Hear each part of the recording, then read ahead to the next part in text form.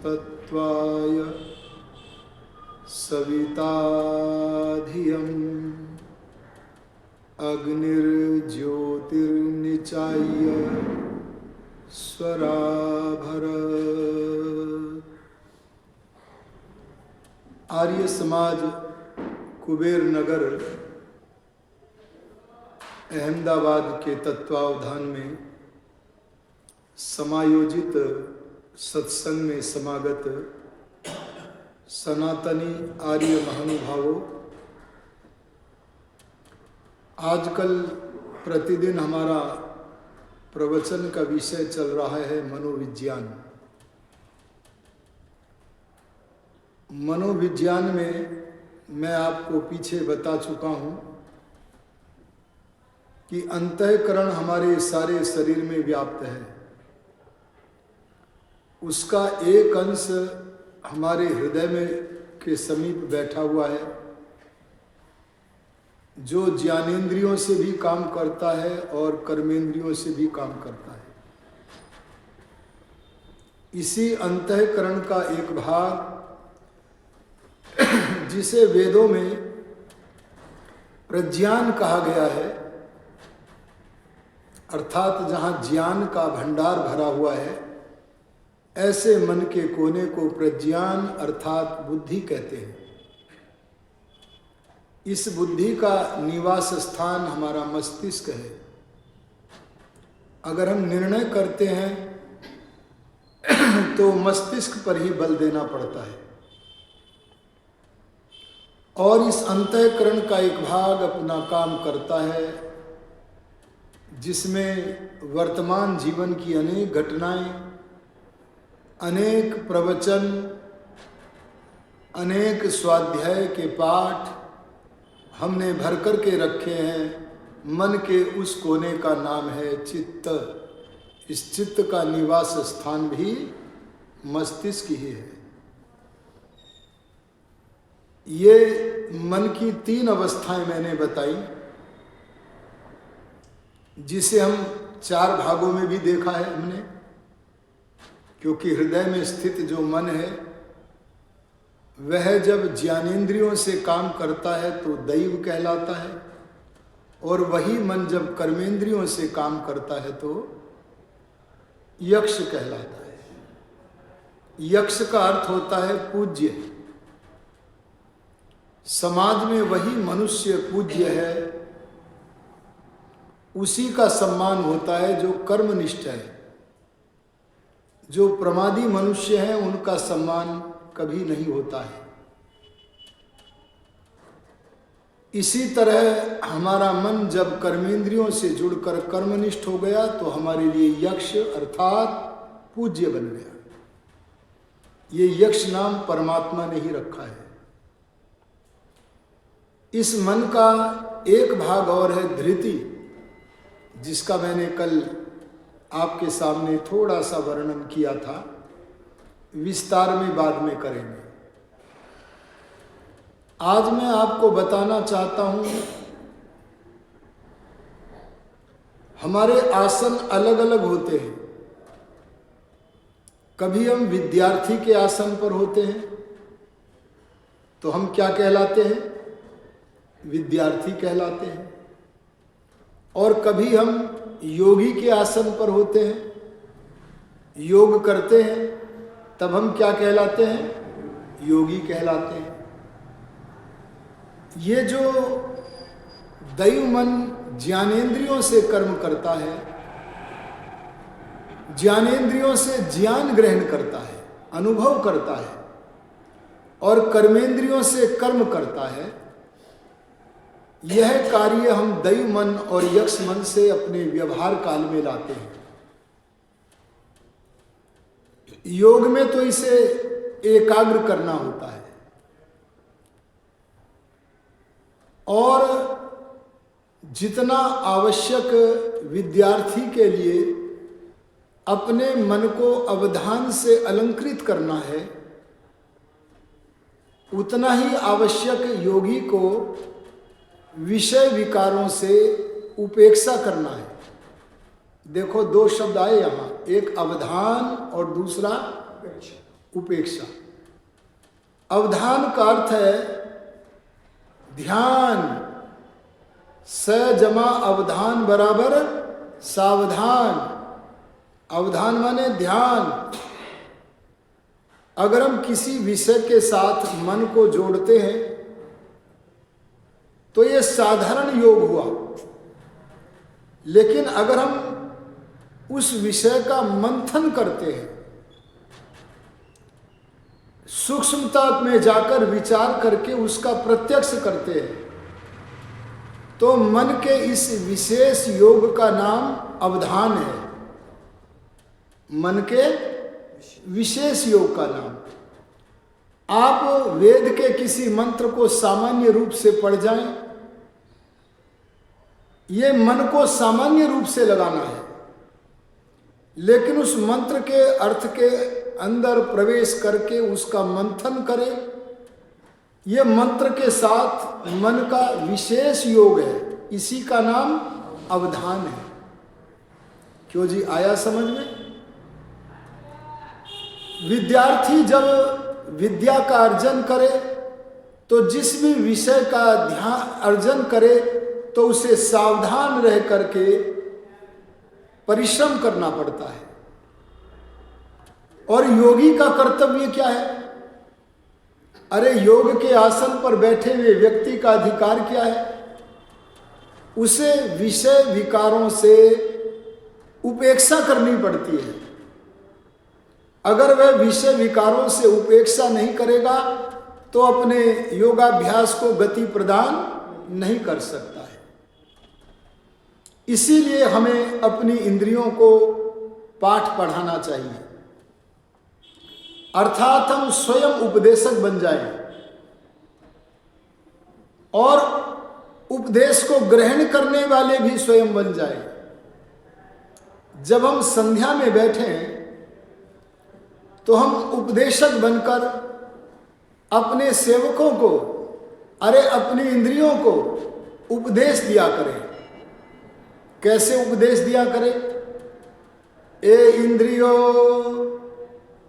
इंद्रिय तो जानते हैं जी, आंख, नाक, कान, त्वचा, रसना, ये जो 5 ज्ञानेंद्रियां हैं, इनको संबोधित करो, अपने सेवकों को संबोधित करो, अपने साधनों को संबोधित करो और उपदेशक बन करके इनको कहो, अर्थात स्वयं को कहो, ए इंद्रियों, बाहर के स्थूल विषय जाल में,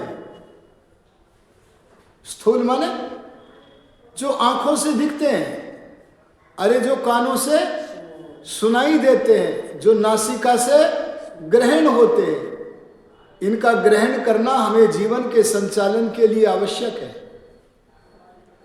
तो कहो कि ये इंद्रियों, इस स्थूल जगत से परे, ये परे क्या होता है जी? जैसे ये भित्ति है, दीवार है, इसके परे जो है, क्या वहां आपकी पहुंच है? क्योंकि अवरोध आ गया है। ऐसे ही जैसे आप इस भित्ति से परे देख नहीं सकते हैं, ऐसे इस स्थूल जगत से परे, परे माने जहां आंख की पहुंच नहीं है, अरे जहां कान की पहुंच नहीं है, जहां नासिका की पहुंच नहीं है, किसी भी इंद्रिय की पहुंच नहीं है, इसलिए कहा इस स्थूल जगत से परे। बोले वहां परे किसकी पहुंच है? तो कहा कुछ जगत तो ऐसा भी है जहां मन की पहुंच है, और परमात्मा ऐसा तत्व है जहां मन की भी पहुंच नहीं है। तो ये इंद्रियों, अगर तुम मन का साथ दो, किसका साथ दो? अगर तुम मन का अनुकरण करो, और कैसे मन का? स्वच्छ मन का, अरे समाधि के द्वारा निर्मल हुए मन का अगर अनुकरण करोगे तो वहां पर आपको सर्वप्रथम प्राकृतिक सुख मिलेगा। कौन सा सुख मिलेगा जी? अभी आत्मज्ञान नहीं हो रहा है, अभी परमात्मा का प्रत्यक्ष नहीं हो रहा है, अभी तो प्राकृतिक सुख मिलेगा, ऐसा सुख जो इंद्रियों का विषय नहीं है, और वह मिलेगा प्रकृति का जो सत्व गुण है, उस सत्व गुण का सात्विक सुख मन के द्वारा मिलेगा, समाधि में मिलेगा। अब से पहले तो हम भगवान के पूजन के लिए बाहर के आडंबर करते थे। अगर हम इस शरीर रूपी गढ़ के बाहर ईश्वर का पूजन करते हैं, बाहर, शरीर के बाहर, तो ये व्यर्थ का आडंबर है, ये सनातन धर्म के विरुद्ध है, यह वैदिक धर्म के विरुद्ध है। हमें तो ईश्वर का पूजन वहां करना है जहां आत्मा भी है, और बोलो जहां परमपिता परमात्मा भी है। तो कहो हे इंद्रियों, इस स्थूल जगत से परे, अरे इस सांसारिक व्यवहार से परे एक आंगन और है, आत्मा वहां भी जाना चाहता है, और उस आंगन का नाम है आध्यात्मिक आंगन। अरे बोलो क्या है जी? आध्यात्मिक आंगन उसे कहते हैं जहां आत्मा का साम्राज्य चलता है। आत्मा की इच्छा के बिना मन और इंद्रियां कोई कार्य नहीं करते हैं। कई बार हम अपने मन को इतना बिगाड़ लेते हैं कि मन घसीट करके आत्मा को वहां ले जाता है जहां आत्मा को जाना नहीं चाहिए। मन विवश कर देता है आत्मा को कि आंखों से वह दृश्य देखे जो देखने योग्य नहीं है, कान उन निंदा चुगली को सुने जो सुनने के योग्य नहीं है, ऐसा भोजन करे जो तमोगुणी और रजोगुणी है। ऐसे हम अपने सेवकों के दास बन जाते हैं। लेकिन हमें तो मन और इंद्रियों का स्वामी बनना है। जो अधिपति बन जाता है, स्वामी बन जाता है, वह मनुष्य ही आध्यात्मिक आंगन का खिलाड़ी बनने के योग्य होता है। अरे आध्यात्मिक आंगन के खिलाड़ी बने थे महर्षि पतंजलि, महर्षि कणाद, महर्षि दयानंद। अगर हम ऐसे आध्यात्मिक आंगन के खिलाड़ी बनेंगे तो हम कहेंगे, ए इंद्रियों, बाहर के स्थूल विषय जाल में भूल कर माने अज्ञान पूर्वक क्यों ठोकरें खा रही हो? इस स्थूल जगत से परे, परे माने जहां तुम्हारी पहुंच नहीं है, जहां मन की पहुंच है, अरे स्वच्छ मन की पहुंच है, निर्मल मन की पहुंच है, वहां देखोगे तो बड़े दृश्य मिलेंगे, प्राकृतिक दृश्य मिलेंगे, संप्रज्ञात समाधि में मिलेंगे। आप प्रकृति से लेकर के प्रकृति पर्यंत पदार्थों के दर्शन करोगे। कैसे करोगे? आइए आज मैं थोड़ा सा अवलोकन आपको कराता हूं। इसके लिए आपको अपने मन को इतना एकाग्र करना पड़ेगा कि आपको अपने नेत्रोन्मीलन करने पड़ेंगे। क्या करने पड़ेंगे? अर्थात आंखों को बंद करके बैठना पड़ेगा। तो आइए 15 मिनट के लिए आंखों को सब बाहर से बंद कर लें। भीतर का पट तब खुले बाहर का जब देय। तो सब जने जो यहाँ बैठे हैं अपनी अपनी आंखों को बंद कर लें, पलकों से बंद कर लें, अंतर्मुख होने का प्रयत्न करें और मेरी वाणी को अपनी वाणी मानकर मनन करे। कोई भी आंखों को न खोले, मेरी तरफ न देखे। आंखें बंद कर लीजिए।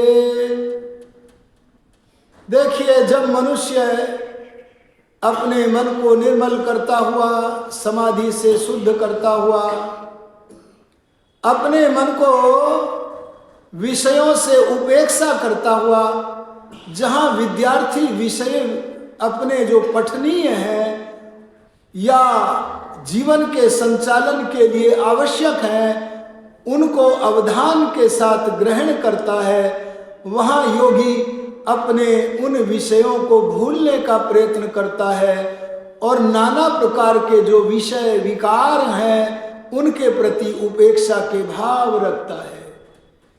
ऐसे करने से मन निर्मल हो जाता है और निर्मल होने के बाद जब मन को एकाग्र करता पहले धारणा लगाता है। अगर हमारा मन एक स्थान पर अथवा एक विचार में 3 मिनट से अधिक टिकने लगे, हम उसे महर्षि पतंजलि जी की भाषा में कहेंगे धारणा। वही एकाग्रता निरंतर बनी रहे, वैसी ही प्रतीति 15 मिनट से भी अधिक समय तक हो जावे, उसका नाम महर्षि पतंजलि जी की भाषा में कहेंगे ध्यान। और वही ध्यान बढ़ते बढ़ते अगर हमारा 3 घंटे से भी अधिक समय तक हो गया तो उस महान एकाग्रता का नाम हम रखेंगे महर्षि पतंजलि, महर्षि दयानंद के शब्दों में कहेंगे समाधि। जब मनुष्य समाधिस्थ हो जाता है तो समाधि में बैठकर वह नाना प्रकार के दृश्य देखा करता है, प्राकृतिक वस्तुओं को देखता है। सबसे पहले स्थूल वस्तु पर अपना निशाना लगाता है। स्थूल वस्तु इस जगत में क्या है? पृथ्वी। अरे समाधि में वह योगी परमात्मा ने पृथ्वी को जिस वस्तु से बनाया, उस वस्तु को समाधि में साक्षात्कार करके हमें योगियों ने बताया, उसका नाम है गंध तन्मात्रा। देखो, एक गंध वह भी होता है जिसे कि हम अपनी नासिका से ग्रहण करते हैं, जैसे गुलाब का गंध, गेंदे का गंध। यह समाधि में बैठकर प्राप्त होने वाला गंध नासिका इंद्रिय से होने वाला नहीं है, क्योंकि उसकी तो वहां पहुंच नहीं है, वहां तो मन की पहुंच है। आहा, जब अंतर्यामी परमात्मा की कृपा से, मन की एकाग्रता से, हमारे पुरुषार्थ से भीतर मन को गंध तन्मात्रा का प्रत्यक्ष होता है। अरे पृथ्वी को जिस वस्तु से बनाया, उस सूक्ष्म गंध तन्मात्रा का प्रत्यक्ष होता है, तब वह मुग्ध होकर गुनगुनाने लगता है। यूं ही कोई मिल गया था, यूं ही कोई मिल गया था, तेरा योग करते करते।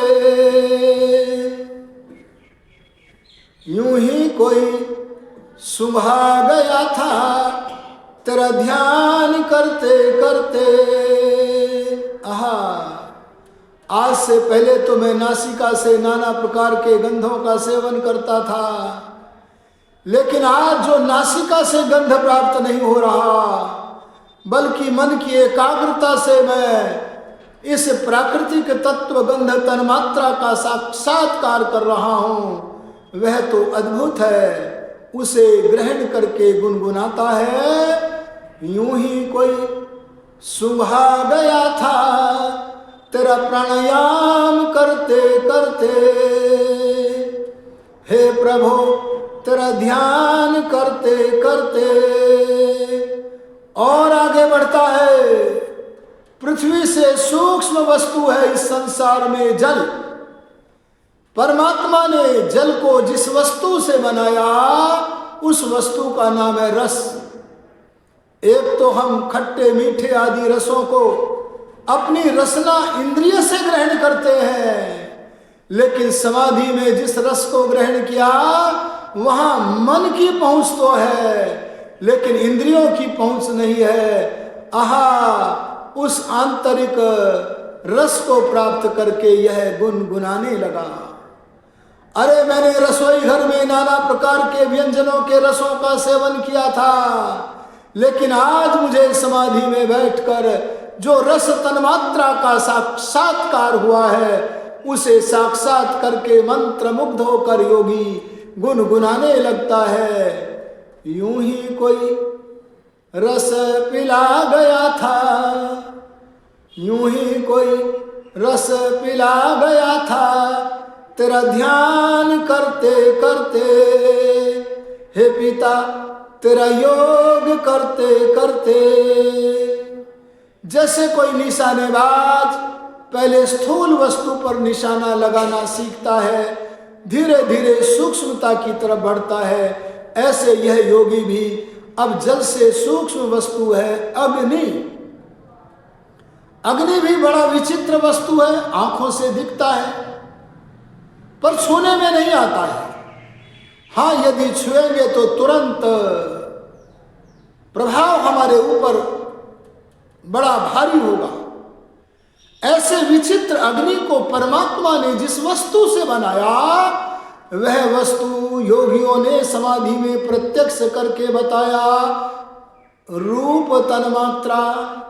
अरे एक संसार के स्थूल पदार्थों के रूप, हीरे जवाहरात आदि के रूप, नाना संसार के पदार्थों के रूप, वो तो हम नेत्र इंद्रिय से देखते हैं। अरे खुली हुई आंखों से सूर्य के प्रकाश में देखते हैं, लेकिन समाधि में जो रूप तन्मात्रा का प्रत्यक्ष हुआ, वहां इन इंद्रियों से परे है वह स्थान।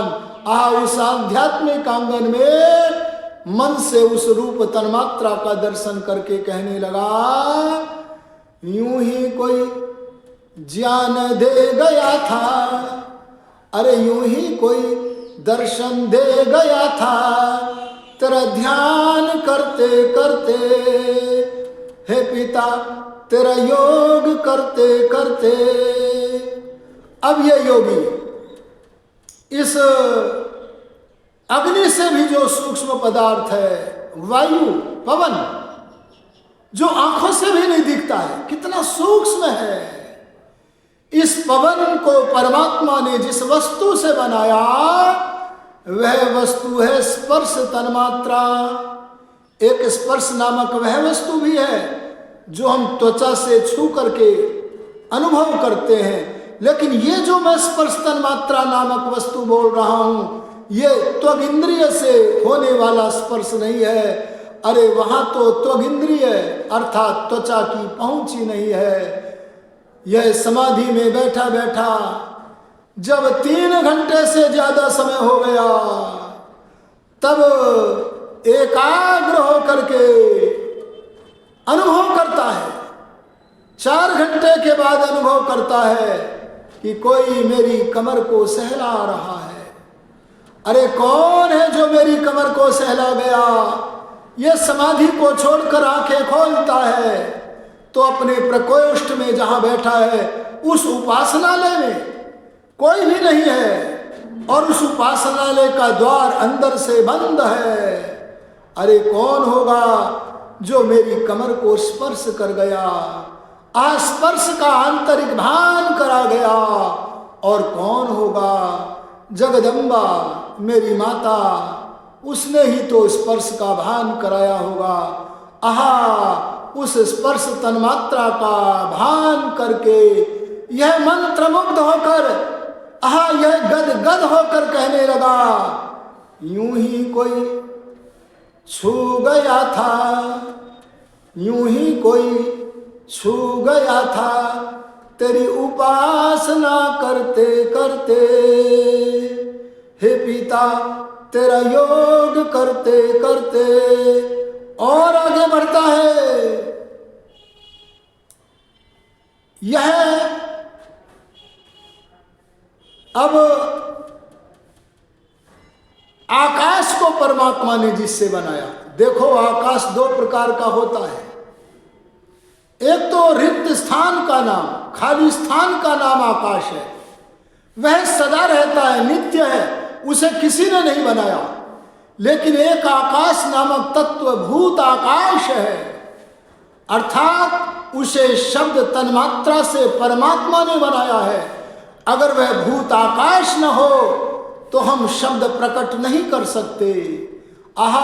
इन शब्दों को वाणी से बोलते हैं और कानों से, इन इंद्रिय से सुनते हैं, लेकिन समाधि में बैठकर यह आकाश महाभूत परमात्मा ने जिस शब्द तन्मात्रा से बनाया, वह शब्द तन्मात्रा कानों से नहीं प्रतीत हो सकती, क्योंकि वहां उसकी पहुंच नहीं है। वहां तो अनाहत नाद का गान सुनता है। आप जानते हैं, अरे परमात्मा के द्वारा आने वाली महत्त्व से जो सूक्ष्म तरंग है, अरे प्रकृति का पहला विकार जिसे महत्त्व हमारे ऋषि कहते हैं, अरे नवीन वैज्ञानिक जिसे विश्व मानस कहते हैं, उस मानस से निकली हुई तरंगों का नाद जिसे हम वेद रूपी नाद कहते हैं, परमात्मा का वह नाद उन ऋषियों को, अरे सृष्टि के आरंभ में अग्नि वायु आदित्य अंगिरा नामक ऋषियों को कानों से सुनाई नहीं देता, बल्कि उस अनाहत नाद को वे ऋषि आंतरिक रूप में भान करते हैं, सुनते हैं। अरे महर्षि दयानंद जी महाराज को न जाने सारे ऋषियों को जो अंतर्भान होता है, वह आंतरिक ज्ञान, आंतरिक दर्शन किसी श्रवण आदि इंद्रिय से नहीं होता। ऐसा आंतरिक अनाहत नाद जब सुनाई देने लगा, तब उस शब्द तन्मात्रा का भान करके ऋषि, अरे महान योगी गुनगुनाने लगता है, यूं ही कोई गुनगुना गया था, यूं ही कोई गुनगुना गया था, तेरा योग करते करते, तेरा ध्यान करते करते। यह और आगे बढ़ता है, यह अहंकार का दर्शन करता है, यह महत्त्व का दर्शन करता है, यह प्रकृति का भी दर्शन करता है, और प्राकृतिक सारे पदार्थों का बोध संप्रज्ञात समाधि में करके, अरे मन में एक ही वस्तु को अपने सामने रख के, एक ही वस्तु जब भासती है, उस संप्रज्ञात समाधि में जगत के अत्यंत सूक्ष्म पदार्थों का दर्शन करता है, और फिर आत्मदर्शन भी करता है। अरे अपने दर्शन शीशे में करता है समाधि में। आप पूछेंगे समाधि में कौन सा दर्पण है, तो ये कहता है योगी, अरे मैं मन रूपी दर्पण में मेरा जो अत्यंत अणु परिमाण आत्मा है, अरे एक बाल की मोटाई के 100 भाग कर दो, उसमें से एक निकाल करके उसके भी 100 कर दो, उसमें से भी एक निकाल करके 100 कर दो, ऐसे करते जाओ, जिसका आगे टुकड़ा होना बंद हो जाए, ऐसे परिमाण वाला आत्मा मैं मन के रूपी दर्पण में, मैं मन रूपी दर्पण में हाईलाइट हो जाता हूँ। आहा, तब अपने चैतन्य के, अपने आत्म स्वरूप का दर्शन करके यह योगी संप्रज्ञात समाधि में गुनगुनाने लगता है, यूं ही कोई ज्ञान दे गया था, यूं ही कोई आत्मबोध करा गया था, तेरा योग करते करते, हे प्रभु तेरा ध्यान करते करते।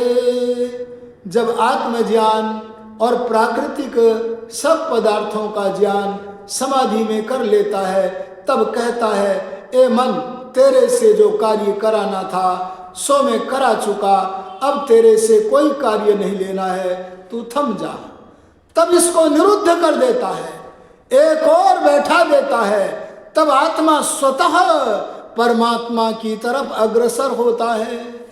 उसे प्रत्यक्ष करने के लिए जब ये मन की निरुद्ध अवस्था, अर्थात मन में एक भी वृत्ति न हो, इस निरुद्ध अवस्था का नाम है असंप्रज्ञात समाधि, जिसमें किसी प्रकार का ज्ञान नहीं होता, जिसमें परमात्मा के आनंद की वर्षा होती है। आहा, उस आनंद की वर्षा में स्नान करता हुआ यह असंप्रज्ञात समाधिस्थ योगी गुनगुनाने लगता है, यूं ही कोई दूध पिला गया था, यूं ही कोई आनंद रस पिला गया था, तेरी असंप्रज्ञात लगाते लगाते, हे प्रभु तेरा योग करते करते। ऐसे करके असंप्रज्ञात समाधि में परमात्मा का दर्शन करता है। आंखें खोल लीजिए। इस प्रकार से हमें अग्रसर होना होगा, इस मनस तत्व को एकाग्र करके, अर्थात विषयों के प्रति उपेक्षा करके और आगे चल करके मन में एक भी विषय न रखकर मन को पूर्णतया निरुद्ध कर कर परमात्मा का दर्शन होता है। यह हमने छोटी सी एक झांकी आपको आज योगी के आसन पर बैठकर कैसे हम संसार के विषयों से उपेक्षा करके, अरे वैराग्य करके परमात्मा की तरफ आगे बढ़ें, इसका बोध कराया। कल अगर आप विद्यार्थी के आसन पर कैसे बैठे और कैसे एक विषय का अवधान की महिमा से उस विषय का सर्वांग निर्णय करें, अरे पूर्ण ज्ञान करें, इसका वर्णन हम कल करेंगे। अब तो समय हुआ, अतः इन्हीं शब्दों के साथ वाणी को विराम करते हुए अब रुकता हूँ। ओम शम।